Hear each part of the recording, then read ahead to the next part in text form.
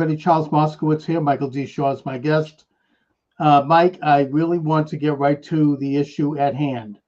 How could this have happened? It looks to me, from my perspective here in Boston, that the election is being stolen in California. I blame, in a way, the Trump administration and all of the people there who know how this happened in 2020, who understand the mechanism in place, and they really didn't take initiative. Now you have the U.S. Attorney now, Saley, investigating. Why didn't he investigate months ago? Why didn't he investigate a year ago? All of a sudden, it's a bit late in the day to have an investigation as the votes are being counted 2 weeks after an election. What say you? Well, that's exactly right. I mean, it's only gotten worse and worse. I think what they're trying to do is steal the mayoral LA situation away from Spencer Pratt, but they will give us Steve Hilton running as the opponent of Becerra. So the problem is that nobody wants to play hardball. And as I mentioned too many times on this show, that really started with Bob Dornan getting, quote, defeated by Loretta Sanchez in an obviously stolen congressional election. And the Republican Party was afraid of its own shadow, as if apparently Latinos are in favor of voter fraud or something. I mean, it made no sense at all. It's just complete weakness. The only hope is that Spencer Pratt himself will fight it. What makes it even more stupid, and many of your viewers may not know this, is that Rahman already conceded. Exactly. Not only did she concede, but she was crying. Yeah. And she did. Oh my God, how could this happen to me? Yeah. Well, I think the reason that it's been done is that the powers that be realized that Pratt would probably defeat Karen Bass. Easily. Because she's despised. I mean, why shouldn't she be? You've got a homeless situation. You've got the Palisades fire. I mean, there were other fires, but technically the Palisades was really the only one that was part of the city of Los Angeles. She's remarkably incompetent, and they're freaking out because this would be the case of, how much does DEI count for?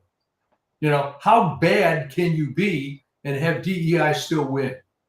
So the only hope is if she did that Pratt fights it, and then it's not a done deal yet. I mean, what you're reacting to is that there was this sudden surge, right, in the counting. And let me be clear, this was raised by Steve Hilton, by the way, right, who's the governor, that in the little country of India, where they will routinely have over 800 million votes to count, they do it in one day. So exactly. What the hell is wrong? And yeah, it's not just California. It's happened in other Democrat strongholds. And I think now the fight really is, they know it's inevitable, that the fraud is going to be exposed on a grand scale going back at least, and you know better than I, maybe you can comment, at least to Kennedy Nixon, probably before that.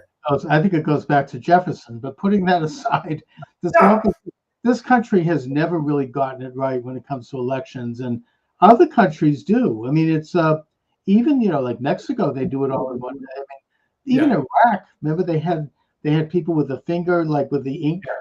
I mean, it's but it's really a disgrace, and it's a embarrassment for this country that we just, even though we may be the cradle of liberty, we have not yet gotten elections right. And in this particular case, however, I think that California is unique. I think it's the only state, not only in this union, but I think it's the only government in the world that allows for votes to be counted up to a month after election day. Yeah.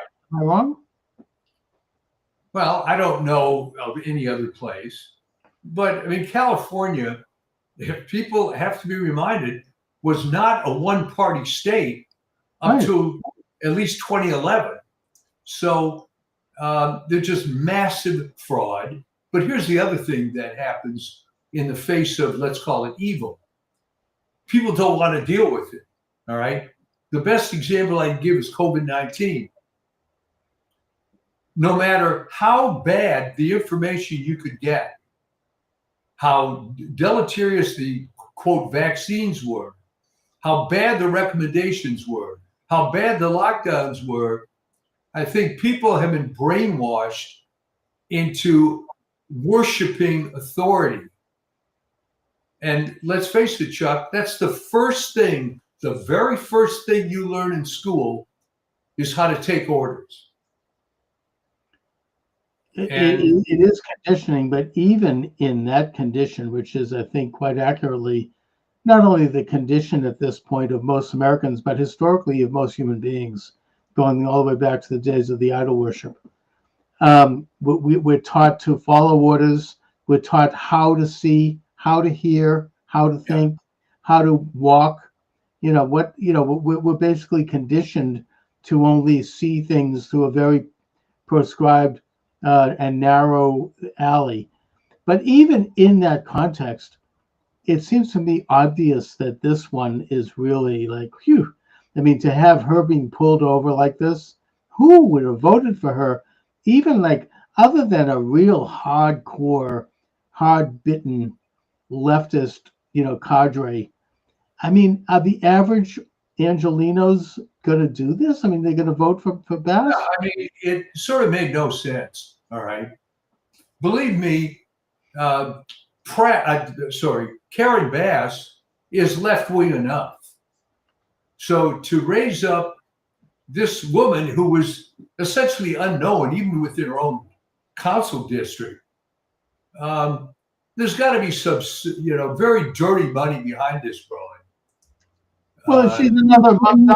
You have these leftists taking over cities all over the country now. That seems to be where communists are starting their takeover. You've got Seattle with that whacked out mayor there. I forget her name. And some other small. I mean, even here in Boston, we have somebody that's running for, for I think he's running for Congress, and it's just his entire platform is just Orange Man bad. That's it. I contacted him about it, actually. I said, do you have anything else to run on other than Orange Man bad?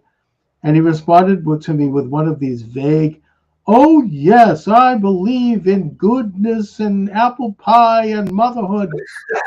This is crapola. We want to have policy that's great. Which policy? Just policy. They talk policy. The guy in Maine also. No one wants to talk policy. They all want to talk about my beating up my girlfriends and my Nazi tattoo. The point is, okay, maybe somebody should ask him a bit about policy. What does he stand for? No one gets to that. But anyway, getting back to Los Angeles, there was a big vote drop. I think it was probably about 5 days after the election, something like 19,000 votes. Pratt got 0. Yeah. Big donut, literally. Now, here's my explanation about that. Yeah, that is a gigantic, let's say, middle finger to everybody. Okay, statistically, that's not possible. Exactly. I suppose if you and I went around and canvassed, who's everybody that wants to vote for Rahman, and give us your ballot. I mean, there's no possible way that in a random collection of ballots you're going to get 0 for Spencer Pratt. No, even in a gathered, someone is going to vote for him, and the fact that they would do this like that, I mean, they're not even pretending. It's absolutely flagrant. They'd sprinkle a few of his votes in there just to sort of pretend. Well, but this is it. They're I have a late friend who was a big Catholic apologist, and he said that one of his theories was that God and Satan, I guess going back to the book of Job, have this relationship where the evil side has to expose themselves in some way. Okay. So, we're going to give you something so absurd.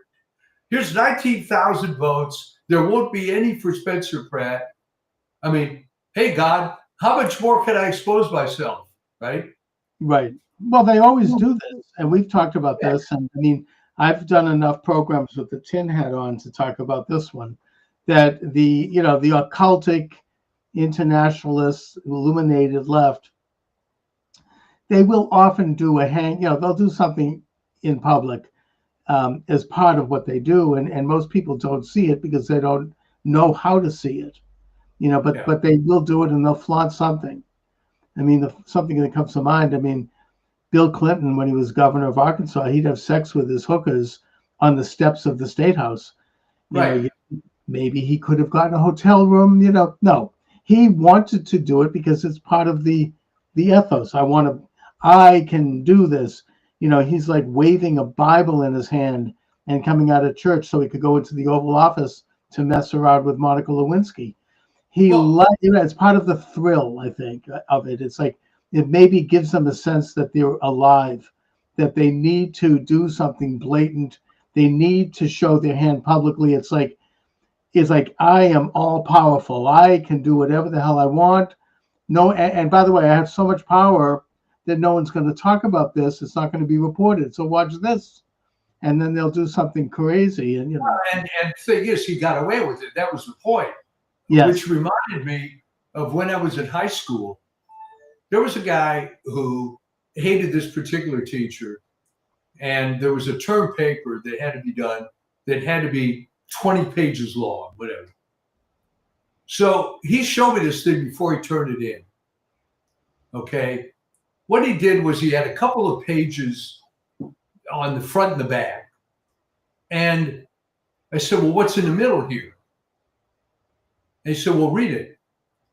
And honest to God, every one of those pages said, I am so sure you're not going to read this that I'm going to write in, you are a big fat idiot, blah, blah, blah, blah. And those were all the interior pages, right? He got away with it. He actually got an A on the paper because he could masquerade as a, quote, smart kid in the class.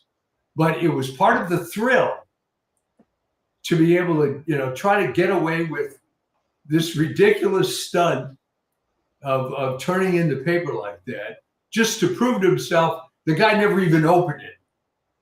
Yeah, I mean, it makes you think, ironically, like in my own Islamic studies class, I get a C for writing a very detailed and long paper because they found that one of my footnotes, I didn't give enough of a cite and I didn't put enough of a period, and they find something because they did not like it all what I had to say, even though I really put a lot of work into it and I did come up with some pretty original research. They didn't like the nature of that research, but so it's all very subjective, and it also makes me think of I don't know if you know James Lindsay. He's a former college professor who, along with some other people, they wrote these papers quoting from Hitler, right? And they got it published in it, but they gave it like, anti-colonial permutations on the cerebellum or something weird, and he got it published in some major college, scholarly publications. And he did it mainly to make a point, and so, it all depends on how you phrase something, I guess. But, I think in this case with the 19,000 votes, this is serious business. They really, I think that Newsom knows that if Pratt's elected, he'll have no chance as president. They won't be able to turn that one around. Maybe, as you say, they'll give Hilton a pass. But Pratt is somebody who's really, in a way, a lot like Trump. Not that he's necessarily aligned with Trump, but he's really kind of kicking the door down. He goes out, he puts out these ads, he shows realities that should be obvious to everyone, and certainly in Los Angeles, and I think is obvious. I think that, and they can't have that. Well, he ended up being the wrong guy to piss off. All right, he became an angry man. Right. It's bad enough that his house in Palisades burned down, but then you have plenty of time to contemplate what's going to occur afterwards, right? I mean, it's been a few years since these fires. There's been almost no construction going on trying to take care of this because you have a coastal commission, which is just impossible to deal with. The idea was, and let's face it, I mean, people were saying this at the time, that the commies in California wanted to wipe out all the private property owners in Palisades so the beach could go to, quote, the people. All right. Somehow they forgot about the Malibu colony and all the property that David Geffen owns in Malibu and so on. But right. I think that it may even be a good thing, if you look at it, if Pratt gets thrown out like that. Now you got a severely pissed off guy who knows how to. Hopefully a pissed off electorate. Yeah. I don't know. I mean, what people what do people say? Without a doubt. I mean, people, this wakes people up because this hits very local.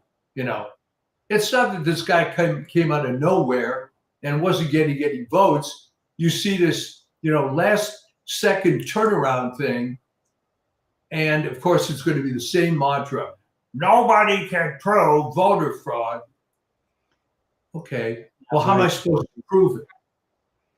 Exactly. It's just nothing can be proven. It's evidence. It's obvious. It's like self-evident.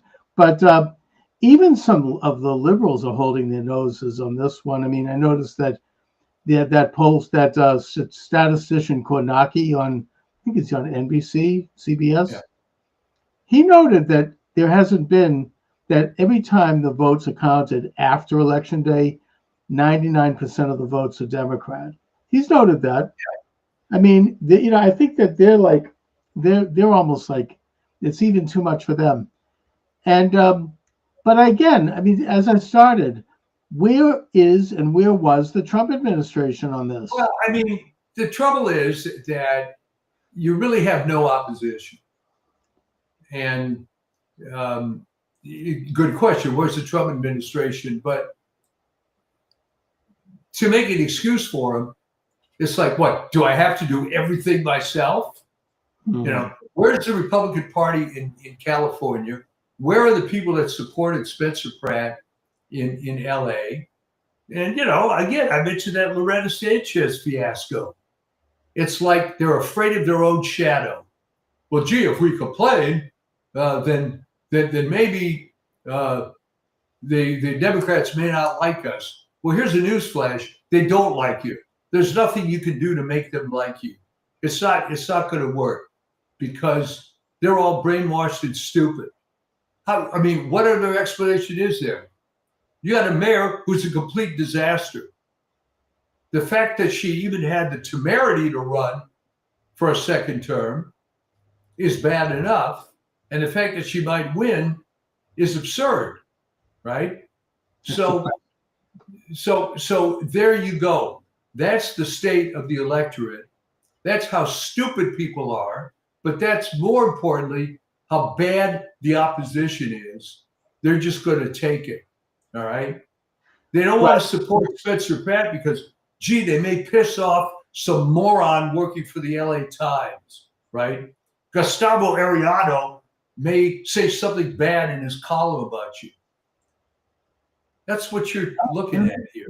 And also, it's not the electorate, it's the fraud that's really doing it. It's obvious. Spencer Pratt himself has now pointed out that this latest drop coincides with the exact number of homeless people who were harvested. You had these so-called nonprofits, these NGOs, just like they did in 2020. They go out and they start harvesting votes from homeless people. They go on the street. I don't know, the big homeless tent cities in Los Angeles, and they just gather up names, put the ballots up. In 2020, they did this in nursing homes in Wisconsin. Where people even had already passed away, and they were still writing their names. I mean, this one woman said, "Look, my father passed away on September. How is it that he voted?" It's like it was really obvious. So, and then in Atlanta, they did it with homeless. I think that's obvious. I think the group behind that was Stacey Abrams. And then when a lawsuit was brought up, it was heard before a federal judge who's Stacey Abrams' sister. So, the whole system was rigged. Now you have, 4 years later, 6 years later, again, it's happening again. It's happening now in California. I mean, it happened last election too. I think Trump won so overwhelmingly that they couldn't stop it. Well, unfortunately, that's the only way that it can work under these circumstances, is that you have to have such a lead that the fraud is impossible. But right. The other thing is that until people can get to the point that they can recognize evil and not run away from it, this is going to go on. And the worse it gets, right? Because the Democrats know that without fraud, they're done. They're done. They might get 20% of the vote of the hardcore commies, but the normal people who are voting, they're not going to get. So it's all based on fraud 24/7. Again, do the COVID analogy. Not too many people were willing to accept the fact that a vaccine that will hurt you is being promulgated. That was just too much to bear. And it's to this day, they can't deal with that.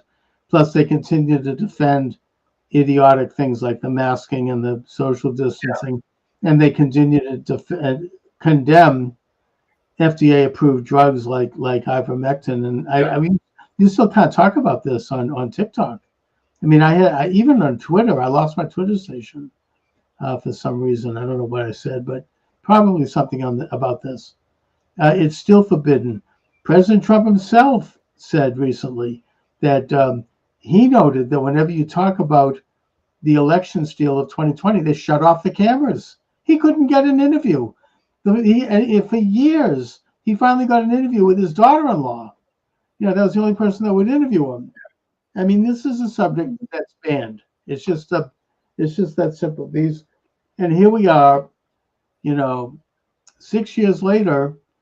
Well, I'm gonna look at it from the long view. Okay, you can't keep up this charade forever. Okay, and the thing that may save us is it's very, very hard to BS these younger generations, because remember, they were born into alternative media. All right, they weren't sitting there with Walter Cronkite and Ed Murrow and all these left-wing apparatchiks. Right? Scott Kelly. Well, that's another one.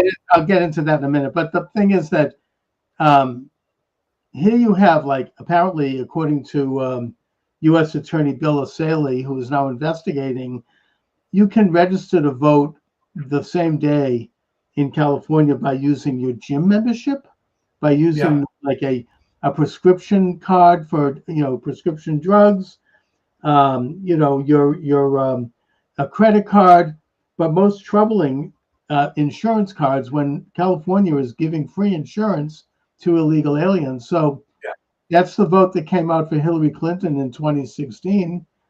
Millions of people, and I think that was pretty open. I'm not even saying this is a conspiracy. There were organizations openly registering illegal aliens in California.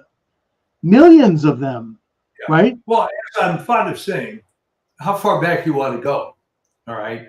Right. I think the basic issue here beyond the fraud is that someone thought it was a great idea to have universal suffrage. Although when you ask someone to articulate a reason for that, they never can. All right? Why should it be so easy to vote? Okay. And of course, and the whole the voter registration, the act in Congress, it can't get past, the Senate, mainly because of traitors like Thune. But most 85% of people support it. 85% of minorities support it. It's absurd. Of course, it's racist to suggest that a minority can't get a photo ID. Of course, they have photo ID. This is completely made up. That's a great example. You can't get, a 6-pack of beer without photo ID. Well, again, that's a great example of how stupid this has become. Okay. For me, the core issue is there shouldn't be universal suffrage. But from that stems now the fact that, wow, you shouldn't even have to show ID. So you can't really make an argument that you have legitimate elections unless they're absolute landslides, because the fraud. But even, the example I always use is, I think most people are aware that there was massive fraud, Kennedy-Nixon, even to the point that Eisenhower recommended that Nixon fight it, but he was too much of a wimp to do it. Right. So what are you going to do at that point if the very guy that was cheated is too wimped out to fight it? Then all you can say is, hey, you know what? Good for him. He did it himself. Spencer Pratt is made out of. I don't know. He doesn't seem to be like a tricky dick guy. Okay. Remember, the difference is Nixon always wanted to be one of the cool kids. He never quite made it. Yeah. Everything he did in his rotten political life was to try to be one of the cool kids. Yeah. And it always backfired. And they ended up screwing him in the end. But I mean, I think also Nixon was kind of told by somebody, you'll have your turn in 8 years, and he accepted that. But in the case of Pratt, I don't know what he's going to do. I mean, I think that the U.S. attorney is investigating. You have, let me see, I took some notes here. Well, remember, we have a few months here before the general. And I don't think Pratt's going to take this lying down. No, and plus California, they recently, didn't they have a mayor in a city adjacent to Los Angeles? Apparently, Arcadia. Yeah, evidence that she was working with the Chinese spy. Right. I mean, you had Dianne Feinstein, who's that's a slightly different issue. She was legitimately elected. I believe. But who knows what she was doing in the to further the interest of the Chinese communists? Not to mention Dianne Feinstein's driver. He had been a communist spy for 30 years. It's just California. She represents, Dianne Feinstein represented everything wrong with California. All right. We come back to this story occasionally on the show. Dianne Feinstein, for those that don't remember, and nobody would remember, was the vice mayor of San Francisco when George Moscowitz was assassinated. Right. Yeah. So she came out of nowhere and created this political career for herself and took very much advantage of that. Well, she's the woman and liberal, and stayed, as senator for 500 years until she just about died while on the Senate floor, almost literally. Yeah, I remember that. What did she ever do that was any good? I mean, I would argue that she's not as bad as Adam Schiff, who actually is quite active and quite evil. Well, right, but I guess you could counter that argument and say Feinstein just showed up and was senator for 1 million years. Schiff has a bad agenda that he's working on, and then you go back to who are the idiot voters that vote for this guy? All right, how could that have happened? I mean, was that just a case of Orange Man bad in California? Because he was one of the primary. Him and Swalwell. Schiff took advantage of the fact that in the gerrymandered district, there was enough tribalistic voting of Jews, and you had anyway a fairly liberal district. And then, of course, the problem was he never ran against anybody. He never had an opponent. He went statewide. He became the U.S. Senate. I actually okay, but that was name recognition, and the fact that he was, quote, due. I mean, if you look at the career of Henry Waxman, it was the same thing. Literally, there was never an opponent to Henry Waxman. But his name wasn't exactly good. He'd been censored by Congress. He was walking around. I just think that it's an example, maybe, of how strong Trump hatred is, how Trump derangement is. I don't know, because he was walking around for years, getting his fat face on television, saying, "I have here in my hip pocket proof that Trump, that Putin had colluded with Trump to steal the 2016 election," which is the biggest conspiracy theory in our time, and obviously false. And he never produced it, and yet he won. Well, I mean, you have to understand that for the typical liberal, it's easy to become a Trump hater because he's reflecting everything that you know is wrong, right? That you grew up with Model UN, et cetera, as we've said so many times.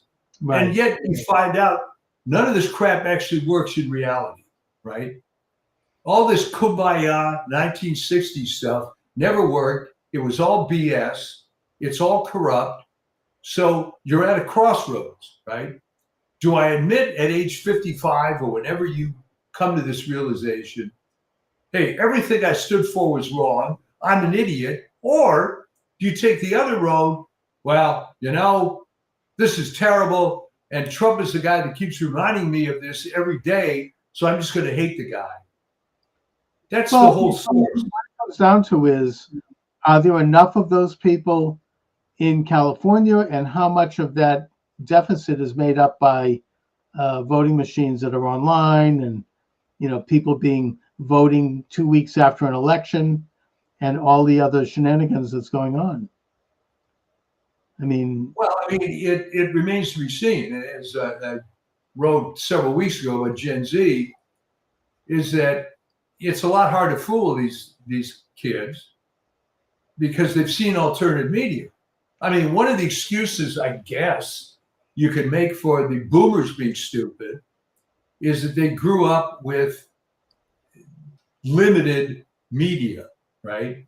They grew up actually respecting a total disaster like Walter Cronkite, Ed Murrow, and these people are still lionized. God knows why. Okay, but there you go. And that brings me to Scott Pelley. I always disliked him intensely. Arrogant. He looks like he juts his face, the chin. He's like He reminds me of. He's worse than John Kerry.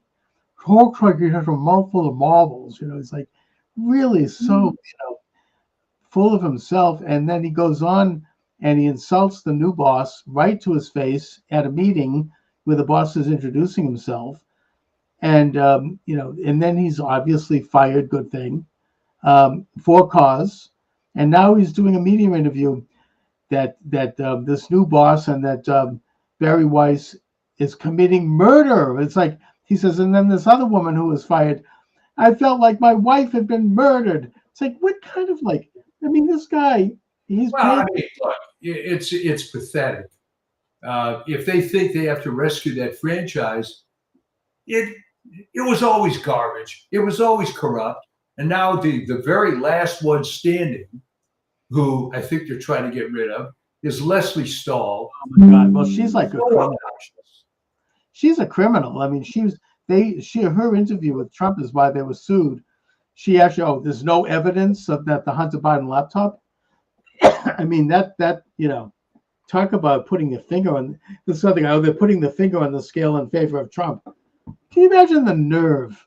I mean, what I got out of that when it happened was that, to coin a phrase, she really believed it. Her head is so far up her ass that she actually believes it.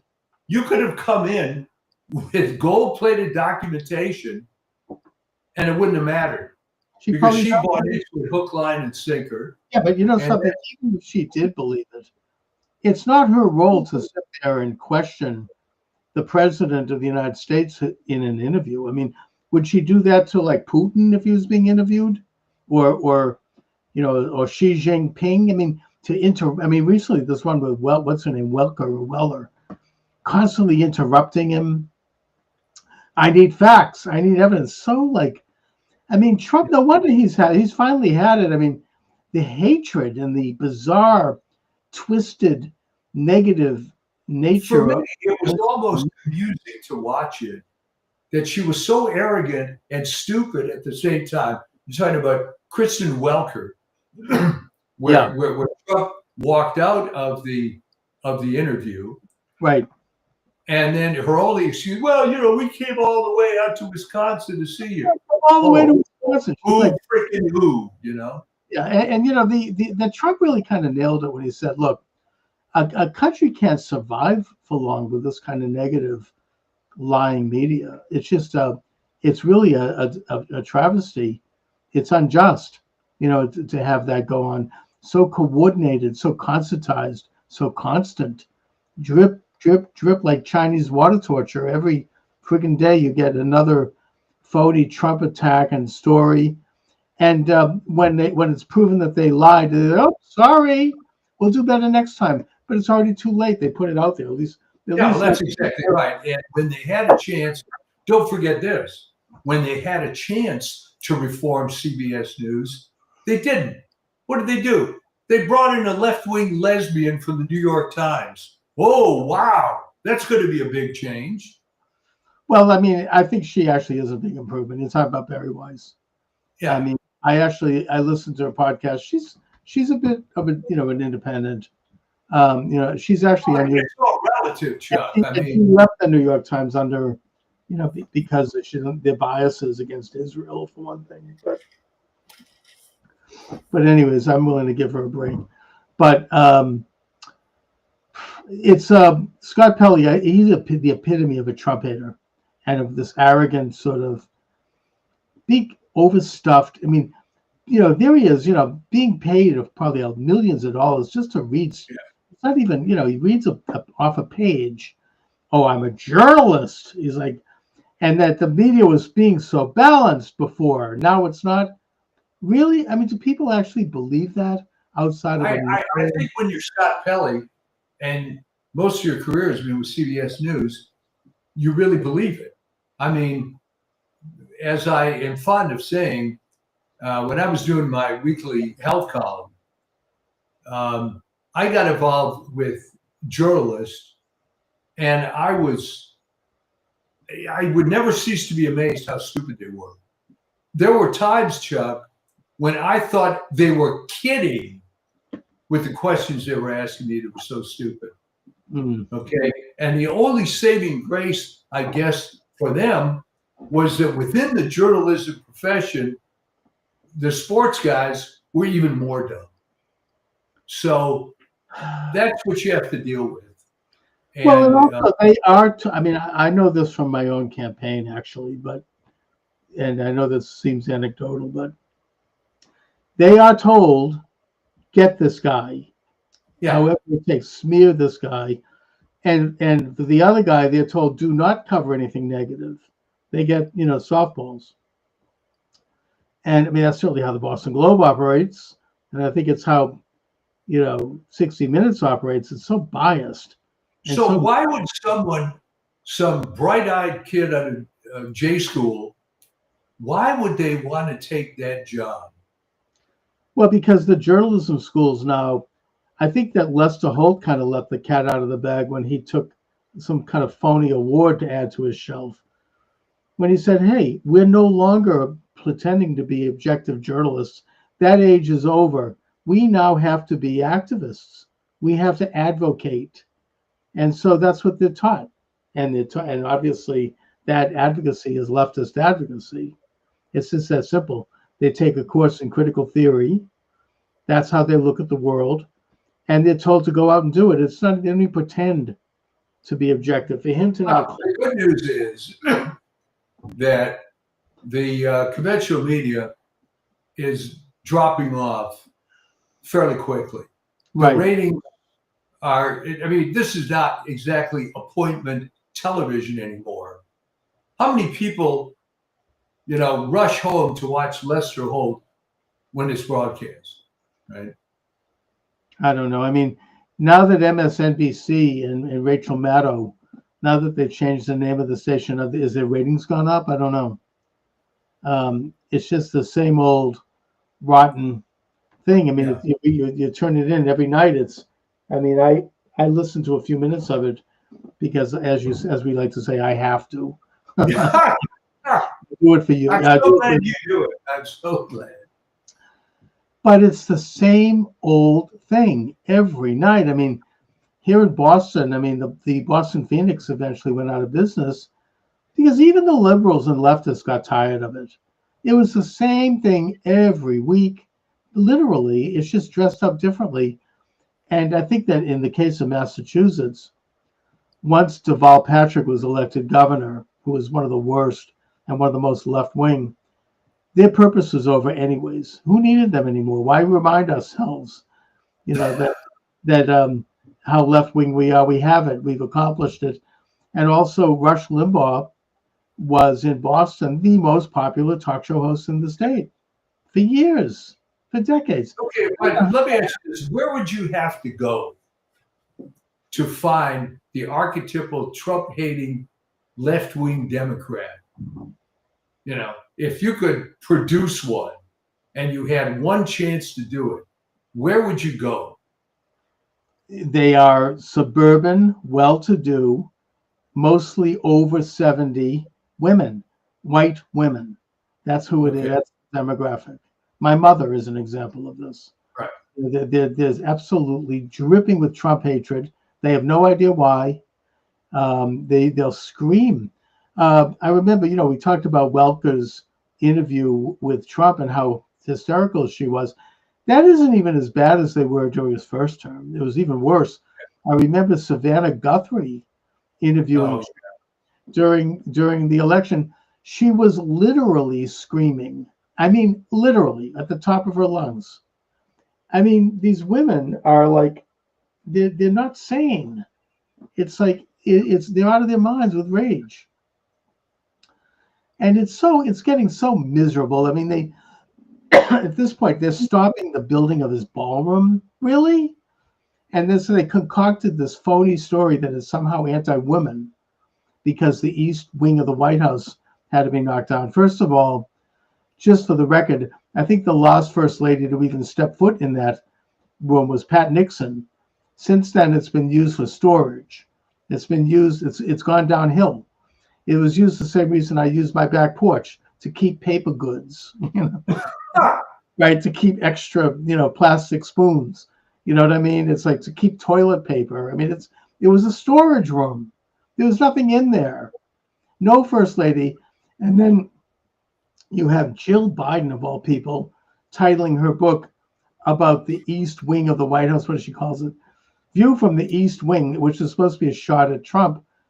I mean, every word of that book is a lie. I doubt if she ever stepped foot in that East Wing. I think it was since Rosalind Carter. I mean, the first ladies set up office in the West Wing, where the power is. They want to be near the Oval Office, especially Hillary Clinton, to keep an eye on Bill, while he's in there. Who knows what he's doing? But they concoct these crazy narratives, and so miserably they've actually stopped. I think they've stopped him from building it. Can you imagine? I mean, that thing is financed entirely from private donations. It's a gift to the country. They stopped the revamping of the Kennedy Center, even though there are rats there now, and the place is falling apart.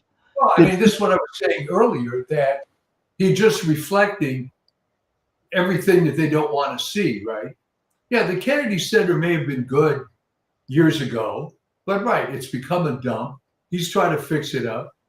This whole ballroom thing, it's the same deal. They don't want to give him a W, right? He just can't win anything. And they're losing grip on the pulse of America. It's going to take longer. It's going to take a while. But again, nobody rushes home to watch Lester Holt or this Dukopov guy, whatever his name is. Nobody cares. Yeah, there's going to be, as Michael Savage called, the Upper East Side women with hysterectomies, who are the ones you refer to over 70, whatever. Yeah. But the demographic is dying out, and it's too bad. But believe me, when I was at my 60-year high school reunion, and I met this one woman that I hadn't seen for a while. She was at some of the early reunions, and I turned to my wife afterwards and said, "Still a Bolshevik." Damn. She's what, 78 years old, still a Bolshevik. Unbelievable, right? I had the same thing at my 50th reunion. The same old left wing. If anything, they've gone further left. That's that's our demographic. It just is. These old, they're just dripped in it. These old blue stockings. Those are the people behind the French Revolution. Those are the people behind Hitler. I mean, these sort of, this old biddies. I mean, I was in a diner the other day with my wife, and there were these 3 old biddies sitting in the next booth. I've been listening to me. She's like, the Trump assassinations were staged, she says. Like, this was made. I mean, talk about getting into really like. This makes Alex Jones look like a saint. I mean, these conspiracy theories.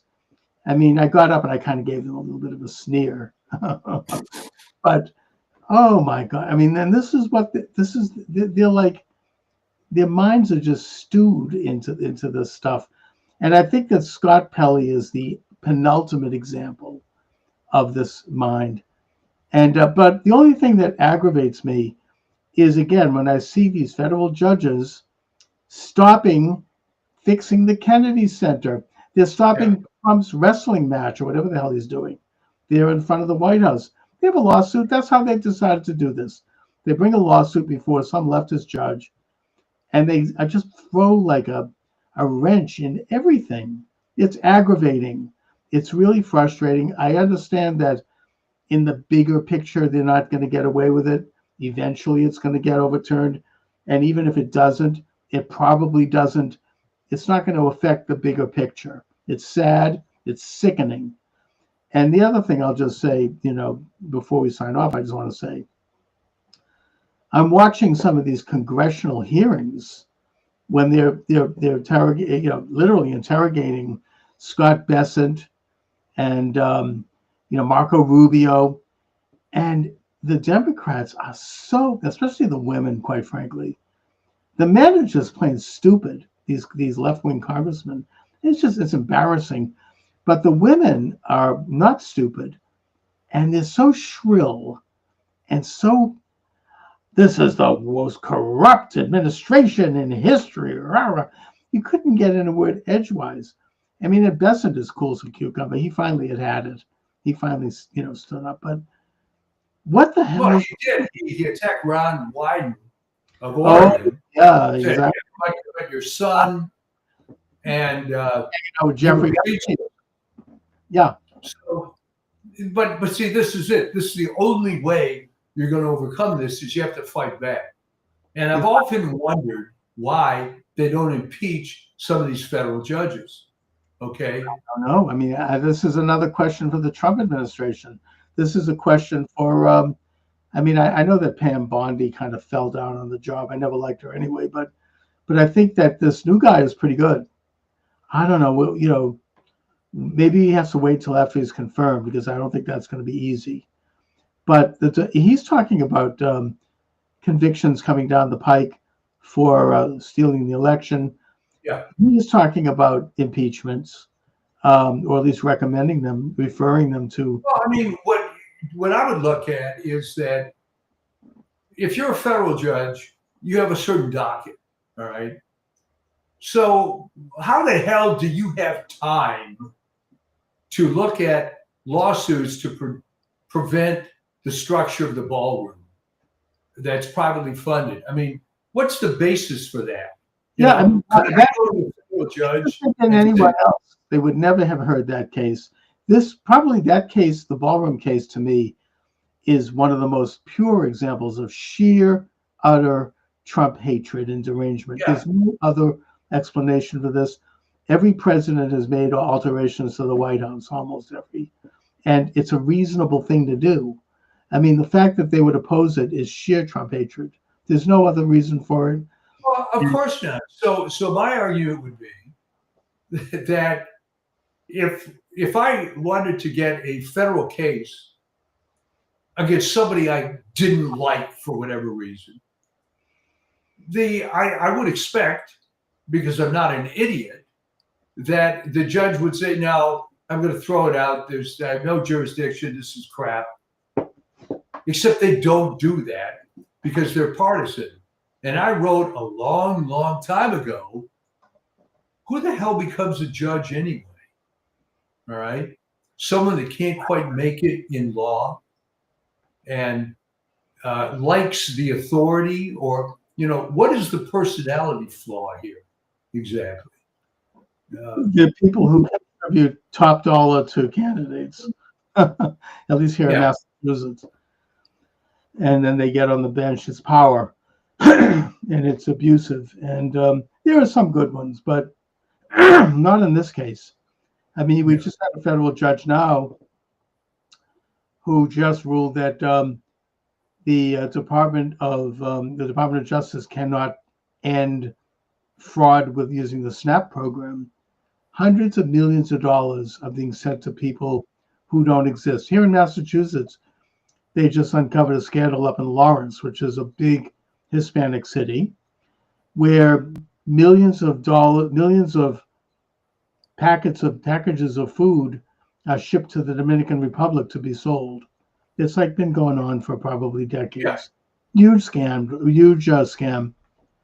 They can't do anything about it because this federal judge has stepped in and said, you can't stop this. It's unfair. I mean, first of all, where do they get that kind of authority? Well, I mean, here's the other problem. All right, you have checks and balances, but you don't, okay, because of this stupid collegiality. So it has to work its way all the way up through the system, which will take years, instead of someone at a higher court saying, hey, you know what? Shut up, dumbass. You can't do this. But the system is rigged, unfortunately, in favor of fraud, just for that reason. That, when I was complaining, when I was more involved in advocacy for the chemical industry, the standard argument I would get is, well, the truth will eventually out in science.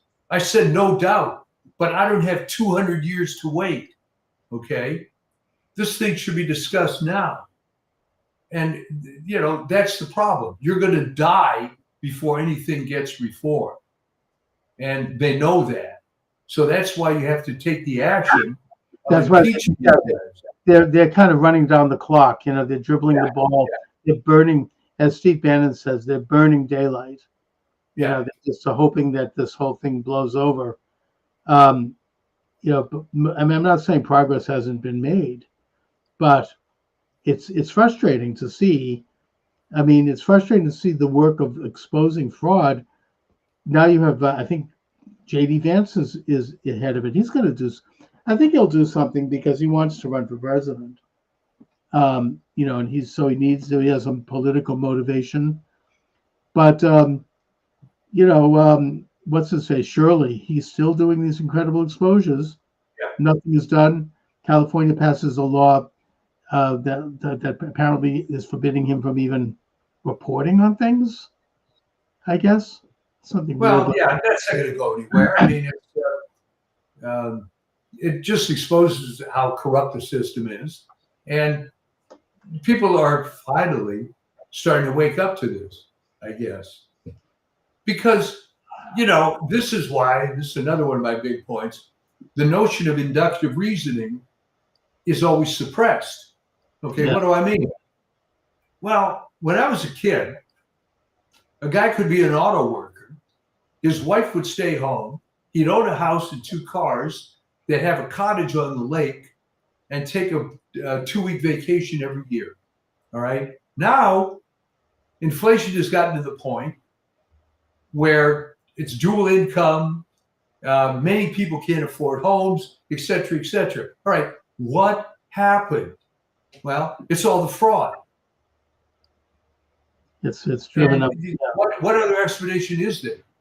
Okay. Yeah, the price of energy went up, and this went up, and that went up, but you can't discount the massive amount of fraud. Okay, it's been suggested that 70% of the Medicare budget is fraud. Oh, easily. Trillions of dollars have gone out the window. It's quite systemic. It's been going on since the 60s. We could go back further. Well, can you imagine how much lower your federal taxes would be if you could eliminate fraud? Yeah, and all the people who are the fraudsters would be having to get a real job.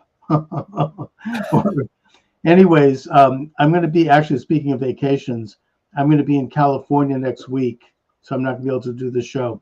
I'm visiting my daughter in Berkeley, where she's a student. So Yeah, well, how is she liking Berkeley? She's got issues with people there. You know, it's not easy, but she likes. What a shock! Yeah, it's what, as she expected. She lives in the real world. This is the world she inhabits. Yeah. And so it's nothing that's shocking to her, shocking to me, but she's doing a very high-powered program there. She's a PhD student, and she's doing very well. And she's like, hey, it's a job, and I focus on my work. I like my 2 professors are good. I've got good things. Everything is interesting, and I approach it like you'd approach going to your workplace. You don't tend to socialize too much. You stay out of, the weird stuff people are into, and you just focus on why you're there, and you keep a very, firm line of demarcation between, your work life and, because as a PhD student, you're paid. I mean, this is a job, and she's going to be doing teaching next semester, so it is a job, actually. It's a good one. So she focuses on what she's there for, but the culture is horrible, awful. It's just the story she tells me. Not that I'm surprised, but it's just okay. Be honest. Is it worse than even you thought it would be? No, I mean, I'm seeing it myself at my own little college experience right now at ASU. I'm doing courses. It's bad. Berkeley actually isn't as bad as some places, and there actually are some reasonable professors there. Apparently, she tells me. Well, I mean, it's gotten to the point that even the crummy universities are trying to out Berkeley. So you can be semi-rational and be at Cal and be a professor, but it still is a culture shock if someone especially is rational and gets thrown into that environment. It's, right. Oh yeah. No, it's a shock if she's grown up in this. So she's not shocked, and she knows how to pick fights and who to hang out with, and she kind of knows the lay of the land, unfortunately.